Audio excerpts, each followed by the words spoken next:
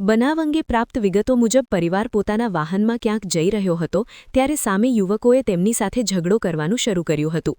તેઓએ પરિવારના સભ્યોને ખરાબ ગાળો આપી હતી અને બોલાચાલી કર્યા બાદ હાથમાં પહેરેલા કડાઓ વડે ઢોર માર માર્યો હતો। આ હુમલામાં પરિવારના ઘણા સભ્યોને ગંભીર ઈજાઓ પહોંચી છે। ઘટનાની જાણ થતાં જ સ્થાનિક લોકો દ્વારા પોલીસ અને એમ્બ્યુલન્સને જાણ કરવામાં આવી હતી।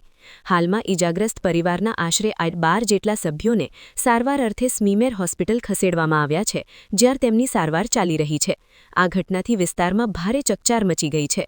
પોલીસે આ અંગે ગુનો નોંધી ગુનેગારોની શોધખોળ શરૂ કરી દીધી છે।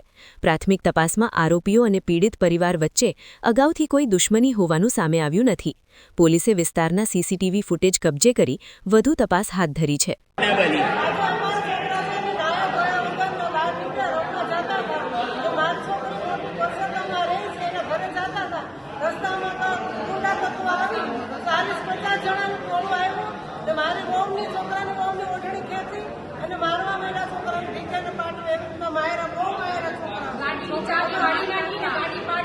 છોકરાને કોઈ વસ્તુની ધ્યાન ન રાખી એટલો બધો માર્યો। 10 વર્ષના છોકરાને હાથ પકડીને ઘા કરી દેવામાં આવ્યો।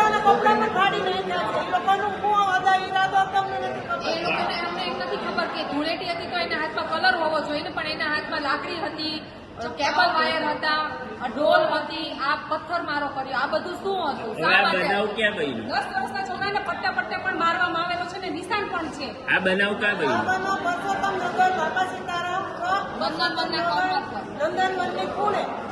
સામે કોણ હતા? કોઈના નામ ખબર છે? એમના નામ નથી ખબર, પણ કોને ખબર છે? ચહેરા બધા અમે ઓળખી જશું। એમાં 2-3 ના નામ છે ખબર, ભાવો હતો, કાનો હતો, ગૌતમ ભગવાન હતો, આટલા 3 નામ આપે છે।